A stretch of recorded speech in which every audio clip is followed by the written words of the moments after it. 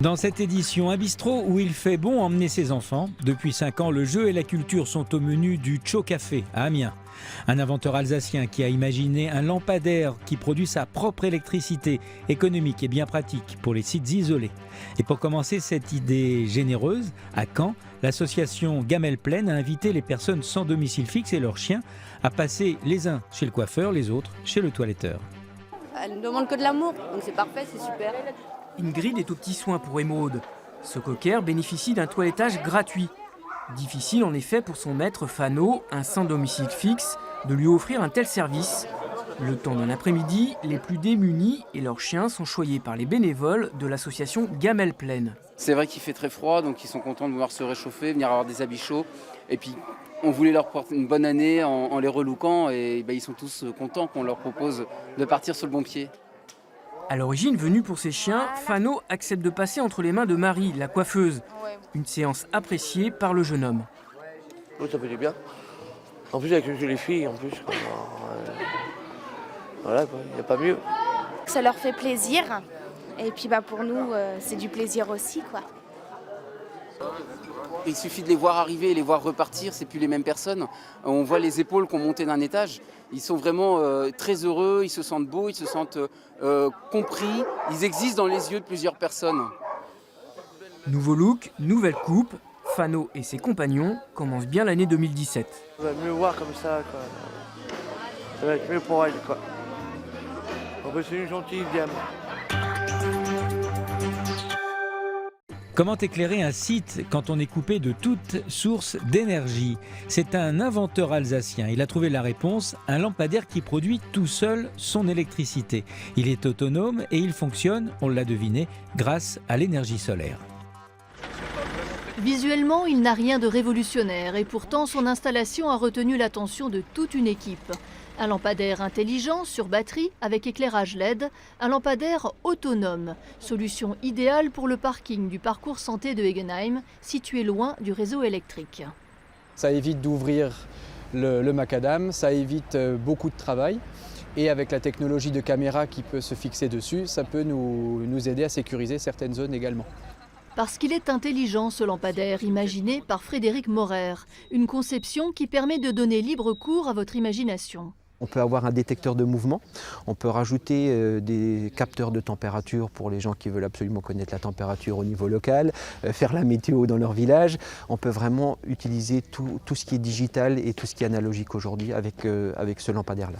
Efficace, simple et local, c'était le cahier des charges de Frédéric Maurer qui a confié le montage du mini-ordinateur intégré au lampadaire au service d'aide par le travail d'Altkirch. Chaque composant est vraiment optimisé au maximum par rapport à ce qu'on avait pu voir en avant-projet.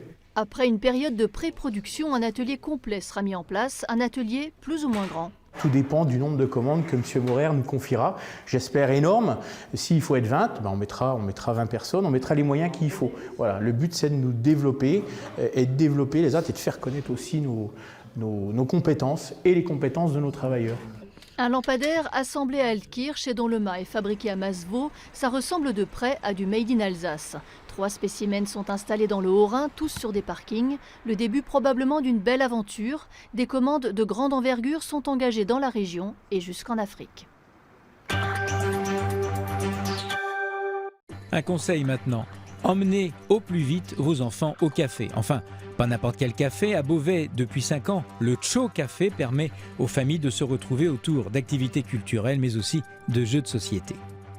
Mon pion, il est tombé par terre. Oui, je vais le ramasser. Allez, c'est bon. Bonjour. Bon, alors c'est à Maïlis. On joue chacun son tour, d'accord? Des bruits d'enfants derrière cette vitre. Une crèche? Non, un café pour les petits. Jeux de société et autres activités. Aujourd'hui, c'est découverte des joies de la plage. En tout cas, pour ces bouts de chou, l'illusion est parfaite. Je vais aller dans l'eau. Tout seul? Sans moi? Ouais, parce que c'est un peu trop dangereux. J'étais en train d'attraper avec le filet des poissons. T'aimes bien? Oui. Cette structure associative tolère la présence des parents, contrairement à une crèche. Un moyen pour les mamans de découvrir leur enfant au contact des autres. Vous aussi, ça vous permet de rencontrer d'autres parents? Ben oui, d'échanger sur plein de choses et puis discuter aussi de tout et de rien, mais notamment surtout des enfants. On les aide en situation, par rapport à une situation qui se passe avec leurs enfants au Cho Café, ou alors elles viennent nous poser leurs questions. On dit j'ai un problème, il dort plus, qu'est-ce qu'on peut faire, la nuit il se lève, voilà. Donc après là on peut aussi les orienter vers les livres, les bibliothèques, oui. Et vers les professionnels. Tout est bon pour éveiller les enfants, comme des expositions. Cette photographe amateur dévoile aux familles des clichés pris cet hiver à Beauvais. C'est un corbeau ici, là. Tu l'as vu? Hein? Tous les enfants, vous voyez, ils posent des questions, ils demandent parfois. Là, ce que j'ai fait, la première exposition, j'ai fait l'automne, et ils m'ont posé beaucoup de questions. Ils étaient très curieux et en même temps assez étonnés. Cho Café accueille les familles 2 jours par semaine, le mercredi et le samedi de 10h à 18h. Et le nombre de bambins n'est pas limité.